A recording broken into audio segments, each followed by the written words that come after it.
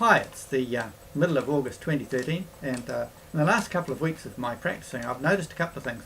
One is angling the bellows so that they pinch in at the front gives me easier access to the keyboard on either side. You probably realised from a previous video that I've made my thumb strap swivel. That gives easier access to the keys and gives me better ease at playing. But anyway, tilting it in like that somehow gives an easier access to the keyboards and makes playing easier. So that's something you might like to consider doing, or you can comment that you don't like doing it for some reason. The other thing is imagining the tune in my head very vividly as I can. That helps make my body behave. My fingers will behave better if I'm imagining the tune, hearing the tune in my mind, and then it sort of flows from my mind into my fingers and I can play it better that way. So those are the two things I've worked on. I'm doing the tune called Mason's Apron. I've always loved that tune, and I'll play it in a minute. You can hear it. That's how well I do it at the moment, but it'll get better. Finally, I wish we could redesign the Concertina. It probably hasn't had a major rethink for a long time. We need someone like NASA to look at it and make it easy to play.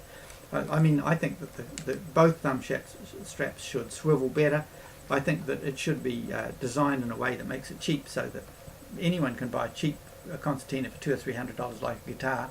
So in some ways it's a much better instrument than a guitar. It's so portable, and I think if we redesigned it and we'd make the sound better, do acoustics experiments on it, instead of having to pay $10,000 for a beautiful, very fine handcrafted concertina, we could all be playing for about $500 or $1,000. We'd be playing really beautiful quality concertinas. I've tried